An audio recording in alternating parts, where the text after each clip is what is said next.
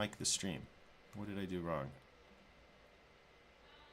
Oh, no, we're good. Stream is going. So, hello. Welcome back to the Story of Us. So, we're going to talk Rashi, the long-delayed discussion of Rashi today. But we are going to, in fact, delay the long-delayed discussion of Rashi a little bit because I want to do more maps. I found a great resource on Vox with a V, V-O-X, of 40 maps that explain the Middle East. We're not going to get to the modern period here, but we're at least going to show some of these. Let me spotlight this. Everyone seeing this? Is this coming through okay?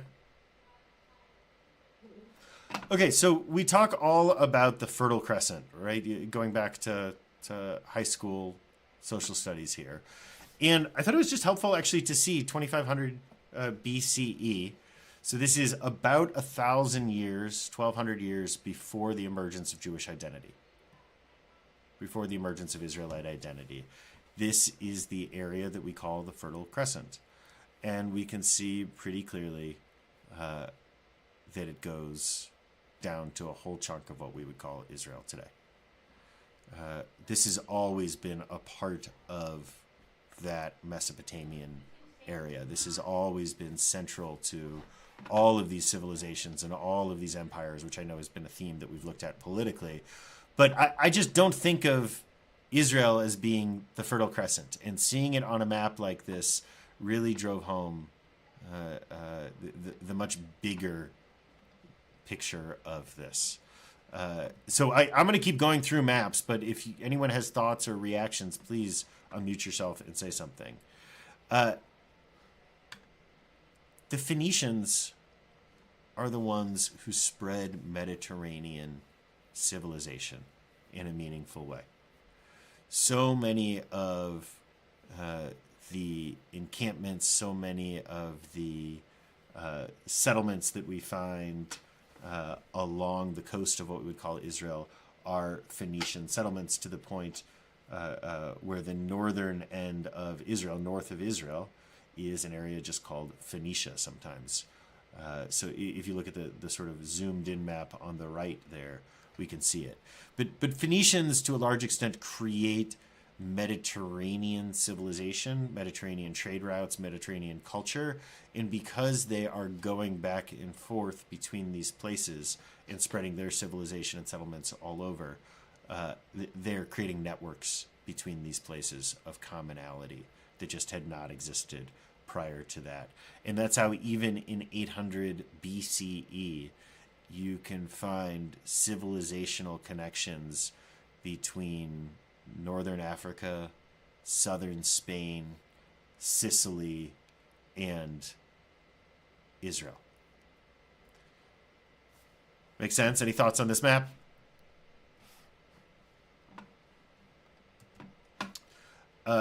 Okay, this is a spread of religions throughout the Middle East. I'm not actually going to look at this. This map makes my brain hurt. But just I thought I would at least show it to you here. Okay, here's one that I think really stands out. This is the spread of the caliphate. So go ahead and look at the numbers on the bottom here. And you can see that the spread of Islam is not the spread of a religion, it is the spread of an empire. In that Islam was the religion of the empire in much the same way that Zoroastrianism was the religion of the Persian Empire, which is eventually replaced by the Caliphate, and Christianity is the religion of the Byzantine Empire and Christendom in other parts of Christian Europe. That's really how we should understand this spread. That it is Orientalism and Islamophobia often that cause us to treat Islam differently. But Islam is as connected to political empire here as Christianity is to the Byzantine, etc., etc. Yes, Samantha, I see the note about wanting the maps. I will drop the link in the chat, but also if you Google maps that explain the Middle East, Vox, you will find them. Okay, and here is actually the map that led me to all of these maps. This is the map that I was originally looking for. Let's zoom in here. Okay, this is around, I see, 750 BCE, 750 CE or so that we are looking at here. So here's the Khazars up here, by the way. That's the group that eventually converts to Judaism, or at least their leadership does, or controversially, perhaps the empire does. No one's quite entirely sure.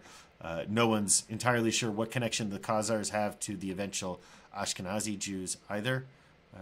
And today it's primarily anti-Semitic conspiracy theorists who focus on the idea of Khazars. I get called 50 times a day, 70 times a day. I get a message on TikTok telling me that I am not a real Jew, but a Khazari convert, as if converts to Judaism aren't real Jews anyways. But anyways, this has really become quite popular in the post-October 7th world. We have the Byzantine Empire over here, which, right, like is so interesting to see just how tiny the Byzantine Empire looks. The Holy Roman Empire is tiny over here. We have the Kingdom of the Franks over in what we call France. And then we have the Caliphate. And just look at the size of this empire. It spreads throughout essentially all but southern European parts of the Roman Empire, and includes the entirety of the Persian Empire that the Romans never successfully defeated. This is just enormous. And just look at how much of Spain on this map is considered part of the Caliphate. So it's really remarkable to look at this map of 750 CE and get a sense of what the world was like not that long ago. Okay. Yeah, please. What is that? What is that sort of brownish, blobbish thing sitting on top of the purple with Tibet underneath it? I can't read it up here on my screen. That's the Uyghur Khaganate. Oh, okay. Uyghur, yeah, thank you. Yep, Uighur. Yep, right above Tibet, in sort of Upper Mongolia.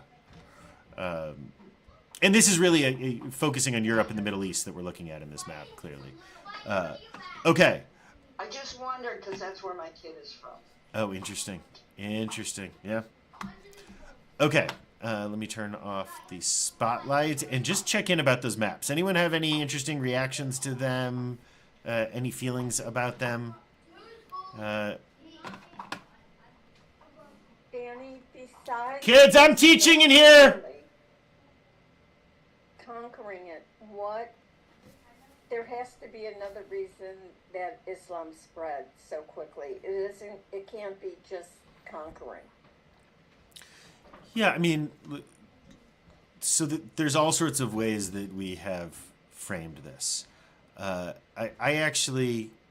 would like to separate it out from the theologies of it. I tend to think that theology follows politics rather than the opposite, as much as we wish it worked in the opposite. In fact, I think 2016 and today have shown us that that's how it works. But what we see is a Roman Empire and a Persian Empire that have been at war with each other for so long without a resolution that they have devastated each other. We see a Roman Empire that has crumbled. We see a Persian Empire that has just become incredibly inbred and elite at the top. We see a lot of the components that are necessary for massive political realignment to happen. The same sort of things that we see again and again and again.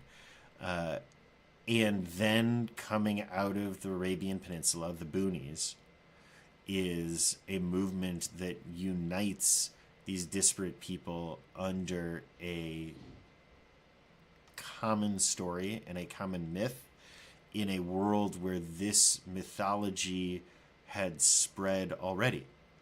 Right? If you look at this map, this is a map of places where Jews have spread and where Christians have spread Jewish stories.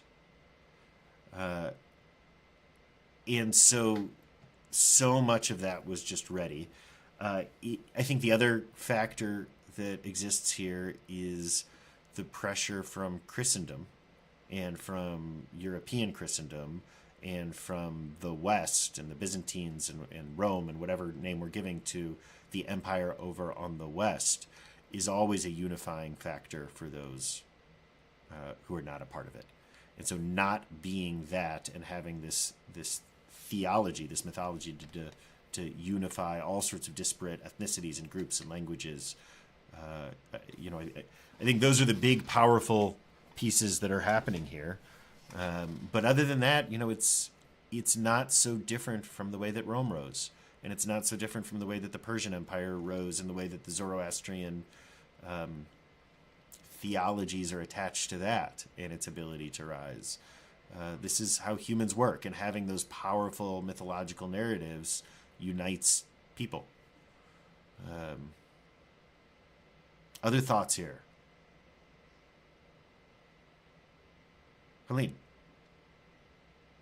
I once studied that along with the military conquest, that there was the forced conversion to Islam. It's like you want to live, then accept Muhammad, and if you don't, and they were very militaristic, so that a lot of that spread in like 100 years. So I think that's true. I would hesitate to suggest that actually in any fundamental way this is any different from the way that Christianity spread, and also the ways in which faith, religion, and political allegiance was inseparable. We take it for granted today that these are different categories. They were not different categories in the past. And so then bending the knee to Christendom or bending the knee to Islam, the caliphate, or bending the knee to the Persians, or bending the knee to Jesus, or bending the knee to Muhammad, or I know people wouldn't say it in those sorts of ways, but effectively those are all the same things.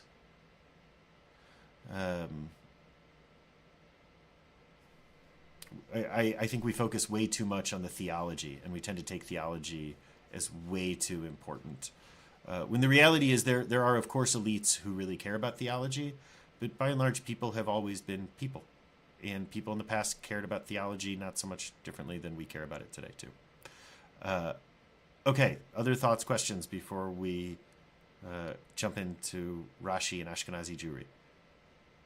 Well, the caliphate was, I don't know a lot about it, but in the details, but was there a sense that people were just exhausted from all the fighting, and somebody seemed to be in charge, and the fighting stopped, and the economy was good? Yes, Miriam, it's really interesting that you say that, because one of the issues with talking about this is that there's just not a lot of good history. Part of this has to do with ideological considerations today. Part of it just has to do with a lack of well-preserved documents from this time period in these areas and the destructions that went along with these spreading empires. But over and over again in the histories that I read learning about this era, that's what they say, is that people were exhausted, and this was finally centralized quality government again. Over and over people talked about that. Historians talked about that. So nice point. Thank you. I mean, they didn't burn a lot of people at the stake, and and they found a lot of ways to create compatibility with Islam without conversion too, right? They found ways for people in the Hindu world to be considered monotheists of the book. So this is not just, convert or die. There's broad considerations of power and empire that are happening here too, that are modifying these theologies. Okay. And they controlled the trade routes. That's what I was looking at in the map. Yes. They were sitting right, with Rome on one side and the trade routes from China on the other side, and they kind of had both ends of the Mediterranean, and so business was good. So that's actually a great segue into our session for today. So let's put up another map. This was my favorite map from last week.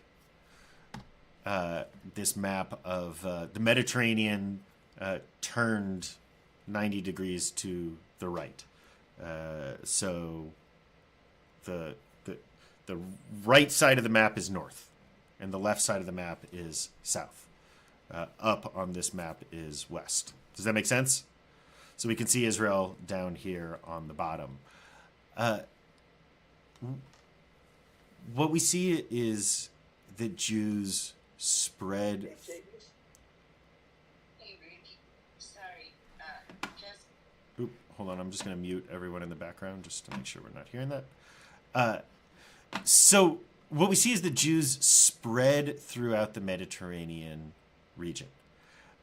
And as the world becomes more and more divided, as we get near the year 1000, and we saw on this previous map over here, talking about the trade routes, you can see that most of the trade routes, particularly from Eastern Asia, are controlled by the Caliphate.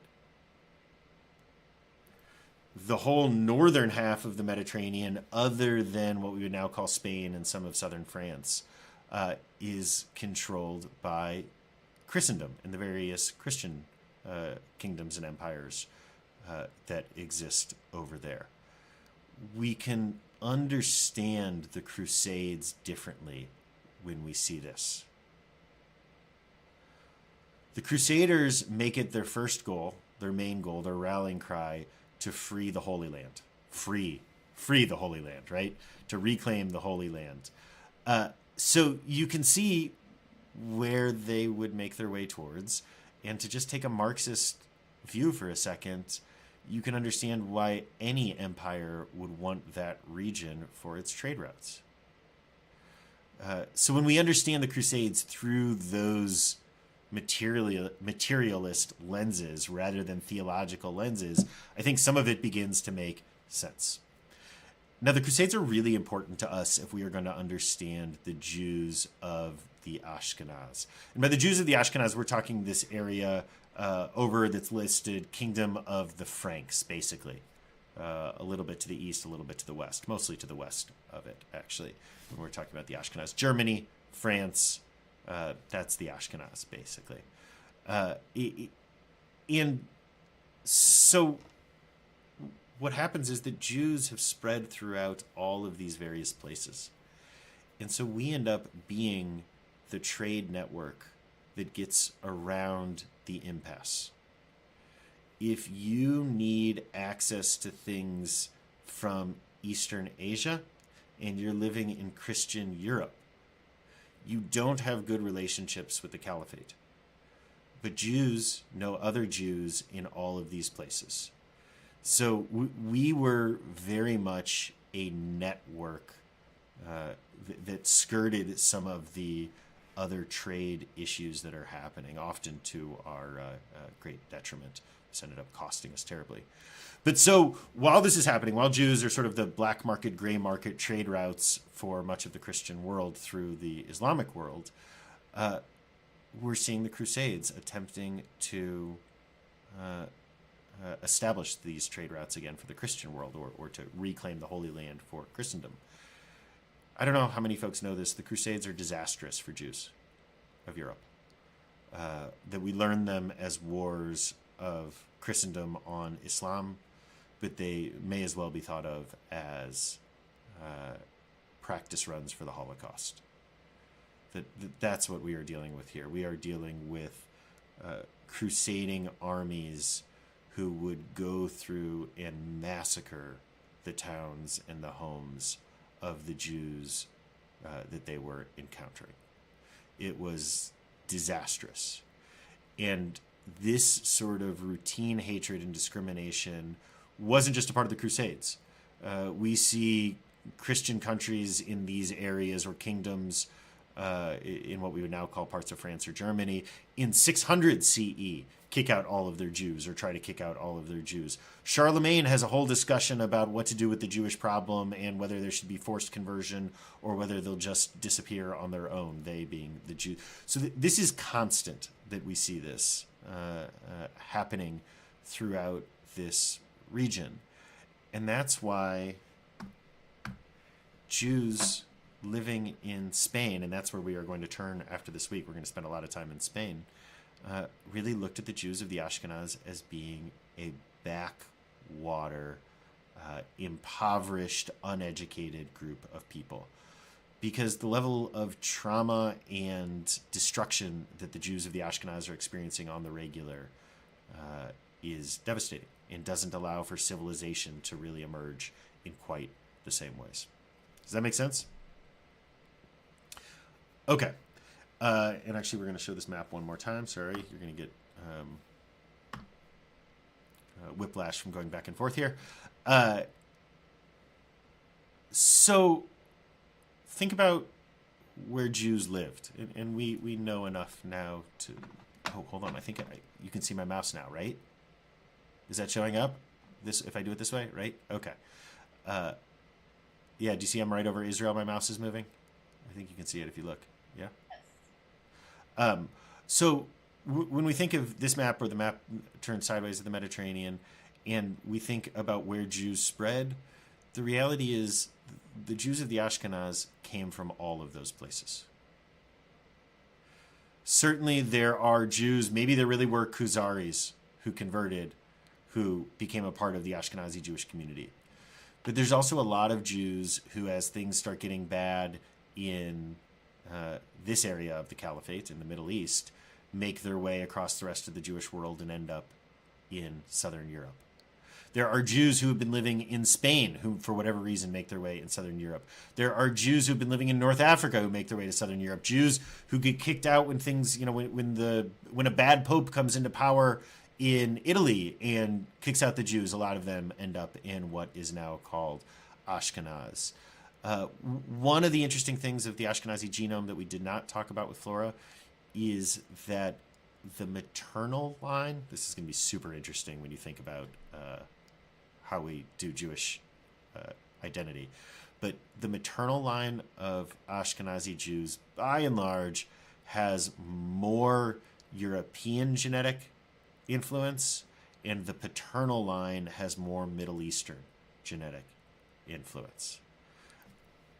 I don't totally know what to make of that, but that's what we find in the Ashkenazi genome. All of which is to say that if you go back to the year 1000, when we're talking about today, the era of Rashi, I don't think there is such thing as an Ashkenazi ethnicity. I don't think there is such thing as an identifiable Ashkenazi genome.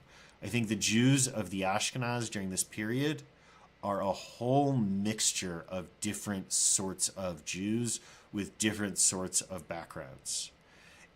And what happens is Christendom becomes locked. It becomes a place that Jews who are living other places don't want to immigrate to, and Jews who are living there only get tossed back and forth, east to west, east to west. And so an Ashkenazi genome emerges from this mixed multitude so that we can identify one 1,000 years later today. But if you were to go backwards during this time, if you were to go look at these folks, much greater genetic diversity of the people who were living in the Ashkenaz as Jews during that time. Make sense? Thoughts, ideas, reactions, questions? As an anthropologist, one of the things that, in Torah class on Saturday mornings, we've gone through Genesis and Exodus and Numbers and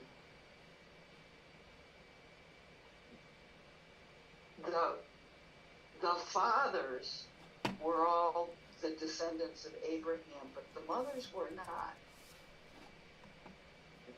They were not members of the clan. And so when you suddenly see this constriction in the mitochondrial DNA, does that go along with the timing of the decision that, one, you shouldn't marry out, and two, if you're going to be Jewish, it's based on your mother, not on your father?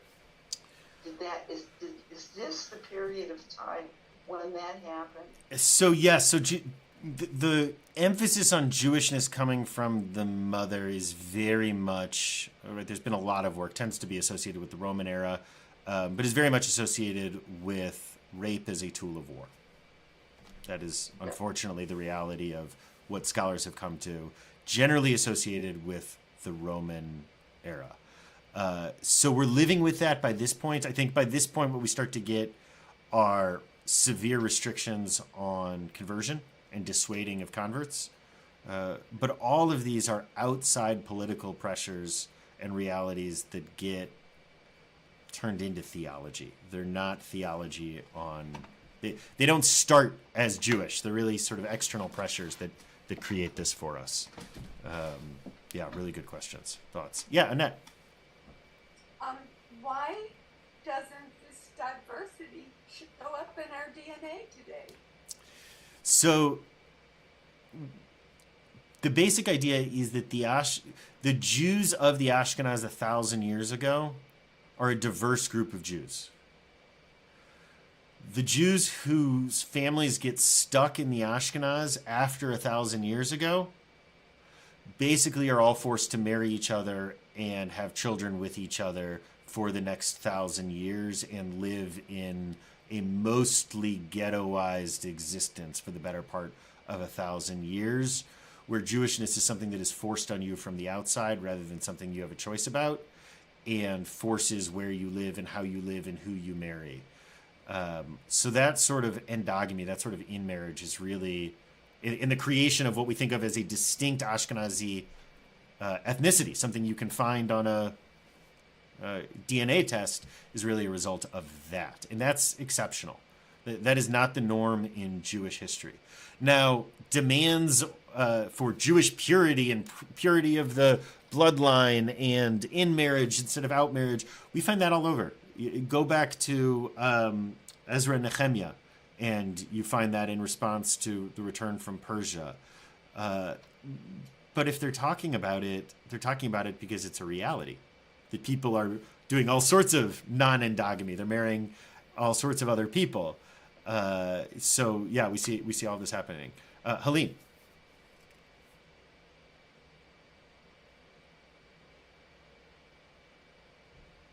I was wondering, do the Muslims carry on the Christian story that the Jews are responsible for the death of Jesus? Is that part of the reason we could get along better in the Caliphate and with the Muhammad people, because they don't have the story that we killed God?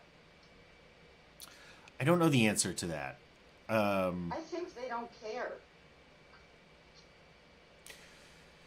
Yeah, and this goes back to what I've said, where I really believe that theology follows politics and not the other way around. The emphasis on the Jews being murderers of Jesus in the early church can also be understood as a way of the early church distinguishing itself from the problematic Jews to the Roman Empire. Jews were the rebellious problem of the Roman Empire 2,000 years ago. We were the biggest problem in terms of internal issues like that. And so not being associated with Jews and being anti-Jewish was not theological, it was political protection 2,000 years ago. I'm going to jump ahead for a moment in our story of us to give another example of this, but awful, destructive leads straight to the Holocaust kind of anti-Semitism in Poland, at least. So you jump to the 1500s and the 1600s. Poland is still a feudal society, and we're going to go into some depth on this in Story of Us later. Poland is still a feudal society, which means that there are two great powers, or there's the church, and there's the nobility, and then there's the serfs who have allegiance to both. And so the fight is between the church and the nobility, and the serfs are the ground for that fight. Does that make sense? The Polish nobility invites Jews to move to Greater Poland to serve as an artisan middle class who are loyal to the nobility and will have no allegiance to the church. It's a power play. Does that make sense? So the Jews are brought into Greater Poland by the nobility as a power play against the church. This incentivizes the church to deal in intense anti-Semitism as a power play against the nobility. Costs the Jews. And you can draw a pretty straight line from this to the sorts of virulent anti-Semitism that results in the Holocaust. But again, if you start with the theology, I think you get this wrong. You start with the politics and you can understand why the theology becomes the theology. Did that make sense? Clearly.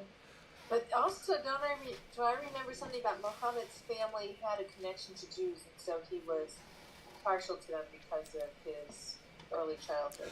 Muhammad is very clearly connected, deeply connected to Jews in the Jewish world. Look at the stories that he takes as his worldview. He takes the Jewish world and claims it and adds to these stories. This is someone who's very enmeshed in the Jewish world. His versions of these stories are midrashic, they're rabbinic. So clearly lots and lots of connections there. We forget, we get so used to the idea of Abraham and Sarah and Moses being universal stories that the world knows. We forget that actually if you go back in time, these were just our stories. That it's actually Muhammad's embrace of these stories that helps to spread these to billions of people. And, of course, Paul's embrace of these stories, though that's a little different. This would be another good class to teach. Put it on your vision. There you go. In the early days when Muhammad was beginning his career as a prophet in the Arabian Peninsula, I don't remember the parsha, but there's a story about having a fight with the Jews. There were towns in what is now Saudi Arabia that were Jewish, and Muhammad ended up having a fight with some of them. You look at exactly. You look at, for instance, in the Quran, at the recordings of some of these battles between Muhammad and his followers and some of these Jewish communities. And today, 1,000 years later, we tend to understand them, again, theologically. The relationship between Muslims and Jews. 1,400 years ago, these were not theological issues. These were political issues. Muhammad was fighting a war and trying to was building an empire, and there were some Jewish groups that aligned themselves with him and some Jewish groups that didn't. Actually, the takeaway we should take from this is to understand better that Jewish groups were existing as semi-autonomous political tribes and entities within this area at this time. That's how Jewish society looked. That there were different they're described in the Quran as tribes, but these different tribes and groups of Jews living in this area. That's how we organized ourselves and understood Jewish identity and affiliation and so on and so forth. Much more political, much less theological, which seems to be a theme of today's session. Okay, so back to the Ashkenaz. We are going. Oh no, Marian. Now maybe we will never get to Rashi. It'll be our curse. Really quick, please. Did Muslims require converts to circumcise? I don't know the answer to that. Okay. Yeah, good question though. Okay, let's talk Rashi. In answer to that, circumcision was not invented by the Jews. It was commonly practiced in many parts of that general region of the world, down as far as certainly parts of East Africa. Google tells me, by the way, that no. No. Rabbi Google says you do not have to be circumcised in order to convert to Islam. Or Imam Google, maybe, in this case. Okay, let's talk Rashi. We've only got 15 minutes left. He wasn't so important. So Rashi is living in this world of the Ashkenaz. He's living in the region that we now call France, that we now call Germany, is going back and forth between these areas. It's not a hard political border there. The Jewish communities of this area are known, sort of the stars, the capitals of the Jewish world in the Ashkenaz are known as the Shum cities. Has anyone heard of Shum? Or seen images of garlic? Shum is the word for garlic in Hebrew. You'll sometimes see in old Jewish paintings, Ashkenazi Jewish paintings and art, pictures of garlic. Has anyone encountered this? It's usually like a bulb with a long stem and a... No? Speyer, Worms, and Mainz are the three cities. So that's where you get the shum for this word. These are the centers of Jewish life. There's still buildings existing in these places that we're told Rashi used to go to and sit in. In fact, there's a seat carved into the stone of the Rashi synagogue in Worms, I think, that we're told was where Rashi himself would sit. And so, you know, when you're there as a tourist, you get to pay your €2 and go sit where Rashi had his tush. Also, they still have a mikveh that was Rashi's mikveh. It was an underground mikveh because you would dig down to groundwater. And the Nazis used it to store munitions during the war and forgot about it. It got covered over because it was underground. And it was discovered after the war, and it still exists. And I was with a group of rabbinical students 20 years ago, 15 years ago, whenever it was, visiting, and asked the very nice attendant if we could get in. And oh my God, was this old German lady excited about the idea that real-life Jews were going to get into the mikveh again. And oh my God, was it cold. So a little bit of flavor there. Rashi is living in a world where the Talmud has been finished, where the geniuses who understood the entirety of the Talmud, their academies have disappeared, and where there is all of this knowledge from the past that is not accessible to anyone except the great geniuses. And so what Rashi seeks to do is to write a commentary to explain the texts of Jewish life. The idea is that you can read Rashi's commentary and in doing so understand how Jews understand Jewish text. So he writes a commentary to the entirety of the Chumash, the entirety of the 5 books of Moses, of the Torah. But much more impressive is that he writes a commentary to almost the entirety of the Talmud, the Babylonian Talmud. Anyone who's studied even a little bit knows how confusing the Talmud is and how you can't go to it for an answer. And so Rashi actually creates a new genre of literature, which is the commentary. The idea of Torah commentaries is so taken for granted today that it doesn't feel like it could be a new genre of literature. But this is exactly what Rashi was doing. He was going line by line with the Torah, and we'll talk mostly about the Torah and not his Talmud commentary, and saying, okay, what is not able to be easily and plainly understood here? and what are the Jewish views on this? And he's going through the entirety of the Talmud and the entirety of the Midrash and of rabbinic literature in order to pull what he thinks are the best understandings of that text. So when we're talking about Rashi, we often say that the question is what's bothering Rashi? Meaning he looks at a text and says, there's something wrong here that I need to comment on. Side note, before we look at a little bit of Rashi, the other genre that he's very important to, the other academic discipline, I should say, that he's important to, does anyone know? Ancient French. Antiquated French. That there's almost nothing written that is left from that language. But Rashi all the time throughout his commentary says, this means the same thing as, and then drops in a word in what he would have called French, and we would call antiquated French, or ancient French.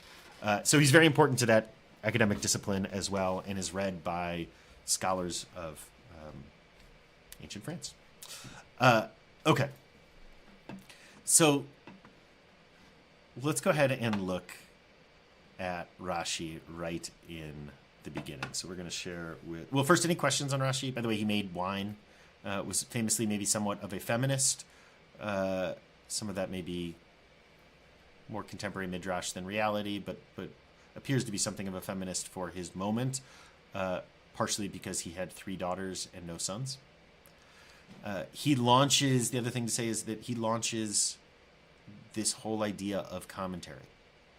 And after him, for the better part of 2 centuries, Jewish religious literature is focused, and philosophical literature is focused around this genre of commentary, to the point where the next major commentary is a commentary on Rashi's commentary. It's by a group called the Tosafists. And then you get a commentary on Rashi's commentary on the Torah.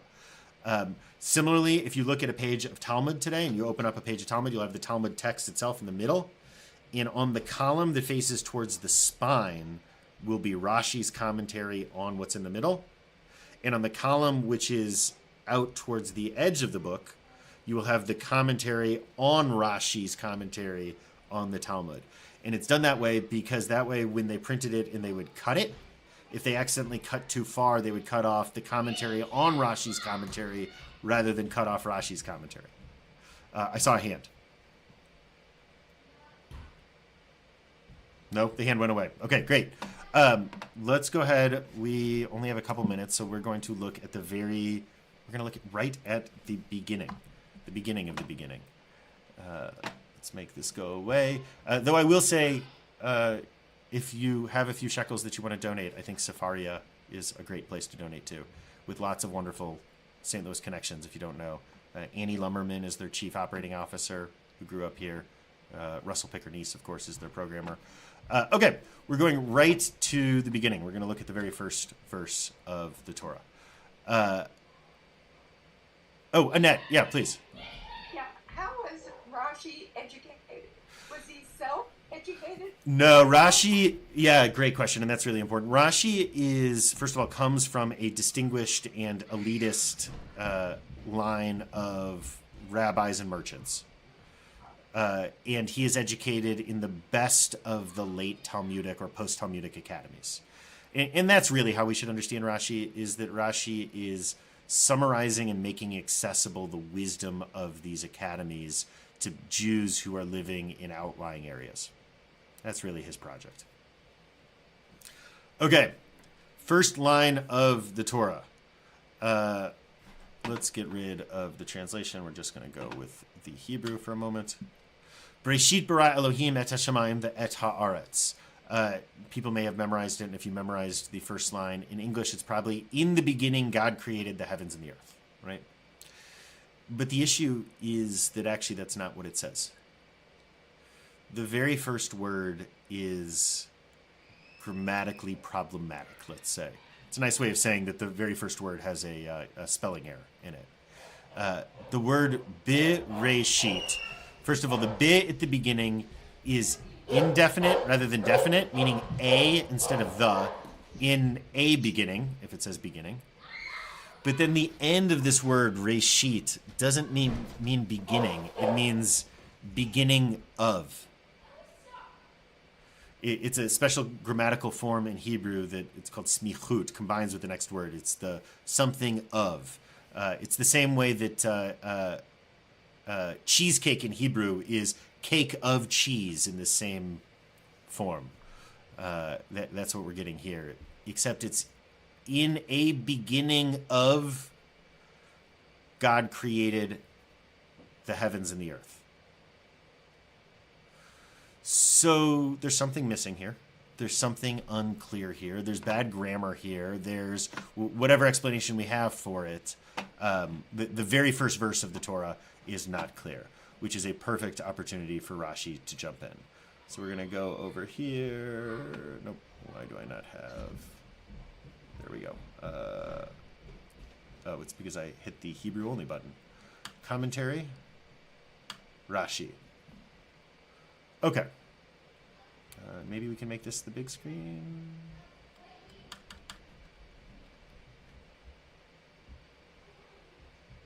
Okay, first one is not about that. It's about something else. The second one is also about something else. Which one? Maybe it was the first one. It's the second one. It's the second one. Thank you. Oh, yeah, here we go. Okay, so the verse calls aloud for explanation in the manner that our rabbis explained it. God created the world for the sake of the Torah, which is called the beginning, reshit, of God's way. So we're already dealing with what's going on with that word, right? Rashi is noticing also that there's something wrong with that word. It shouldn't be reshit. So it's because it's for the sake of the Torah, the beginning, reshit, of God's way. So he's pulling it from a different verse in Jeremiah where it works that way. The beginning of God's increase. If, however, you wish to explain it in a plain sense, explain it as thus. So let's notice for a second. Rashi's pulling from... How do we describe this? I just realized that wasn't up. Sorry about that. At the beginning, Rashi is making a connection that's very midrashic.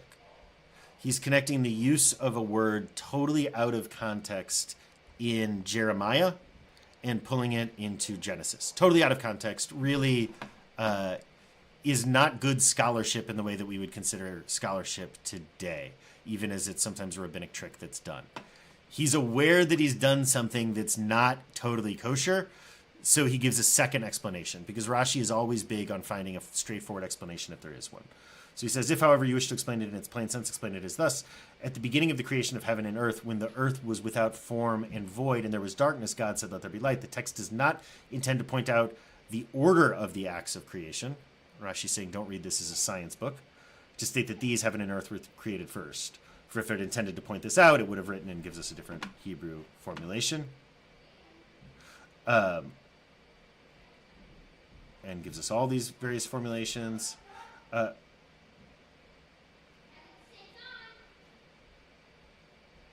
are we? Should you, however, insist that it does actually intend to point out that these, heaven and earth, were created first, and that the meaning is, at the beginning of everything, God created these, admitting, therefore, that the word bereshit is in the construct state.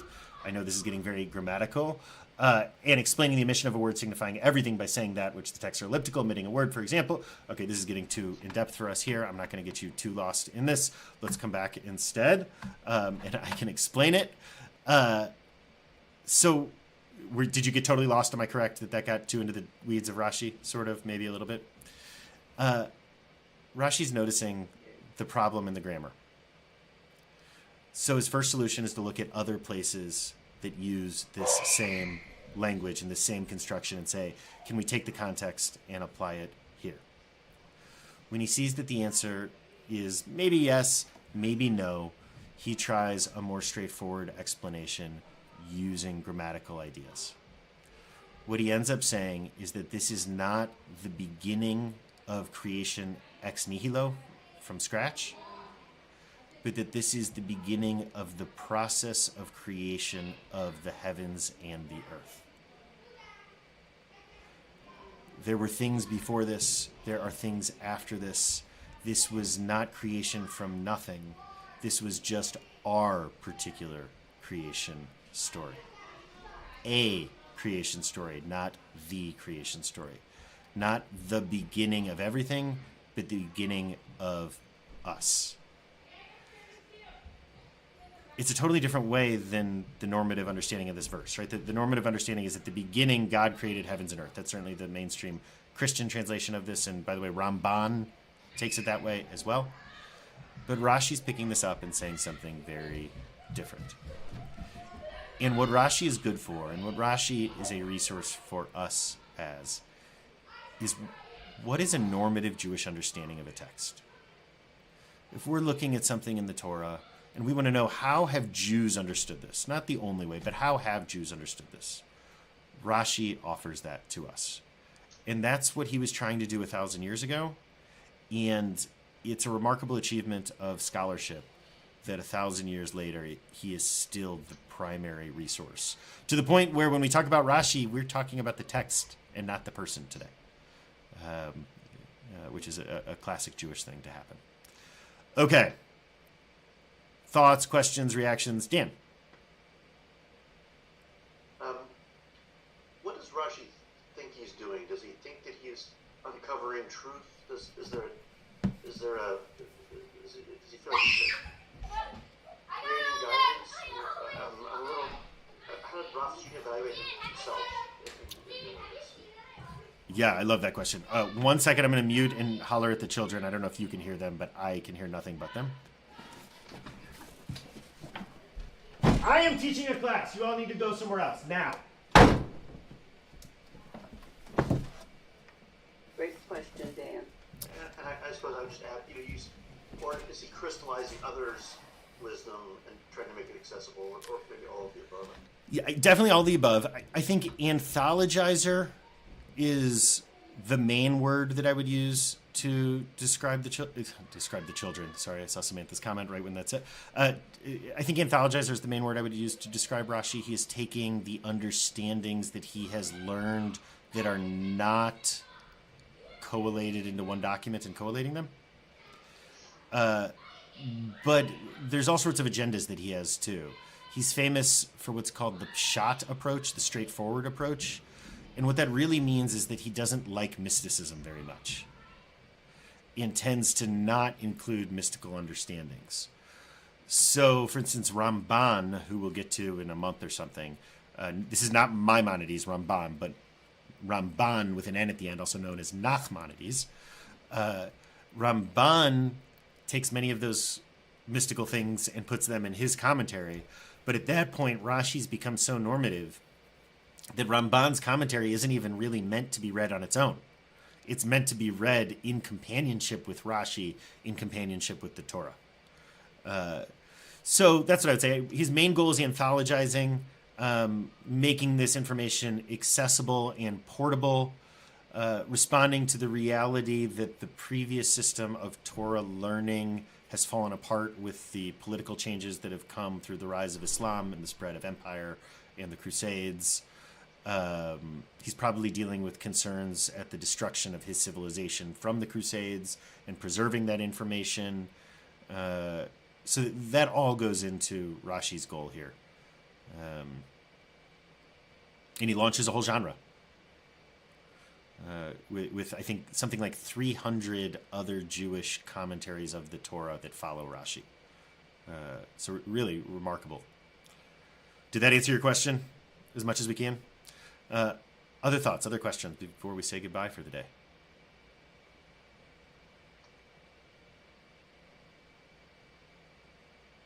Can I just ask one quick question about him, about Rashi? Paul, and then I saw Deb also. Yep. Was he egotistical or narcissistic about? Because did he just say, "I'm gonna just translate it in my way that I want everybody to understand it"? He certainly, it's a great question. He certainly felt self-assured enough to believe that he could be the editor of this document. And in that sense, he does for this Torah document, this commentary, what Yehuda Hanassi does for the Mishnah or something like that. He calling him a narcissist is really hard when we're going to talk about Maimonides next, because no one was a narcissist like Maimonides. Elitist, maybe narcissist isn't even quite the right word, but Maimonides was smarter than you and knew it, and knew that you knew it, and thought the conversation about how much smarter than he was dumb, because obviously everyone knew it. That he starts the introduction to the Guide for the Perplexed that Maimonides writes, and again we're going to talk him pretty in depth because I love Maimonides. But the introduction says something overtly like, everything in here is deeply heretical, but don't worry about it because you're too dumb to understand what I'm saying anyway. I mean, really, it's only like a shade less than that language that he writes in this introduction, and he's totally right. And again, you know, I'm giving away Maimonides, but Rashi believes that God has a body and looks like us and talks and walks and has a left hand, and Maimonides says that God is the absolute unknowable truth of the universe that has no form and essence and does not change, and you cannot pray to because does not change and is oneness. And Maimonides would have called Rashi an idolater, and we would look at Rashi's theology, his view of God and the world, and we would find it absurd, even as his commentary is extremely powerful and relevant still. Whereas I think many of us, putting the misogyny aside, would read Maimonides and say, wow, this is how I understand the world. So, you know, was Rashi an egotist? I think you had to be in order to do what he did.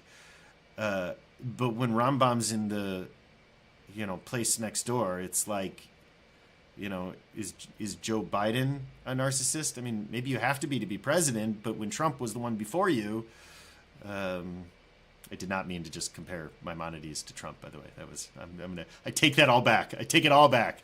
Okay, any last thoughts? Again, no Story of Us next week because I will be in Iceland. We will be back the week after for the Spanish Golden Age, one of my very favorite periods in Jewish history. We're going to look at philosophy. We're going to look at liturgy. We're going to look at grammar. We're going to look at the first rabbis that we know of who looked at the Torah and said, this thing has multiple authors. We're going to look at the same people who wrote all of that. We're going to look at some of the homoerotic literature that they wrote appropriate for Pride Month, and long poems about how much they love wine, all these things. So stay tuned, not next week, but the weekend. Oh, Deb, yeah, I'm sorry. Yeah, please. But you have to unmute.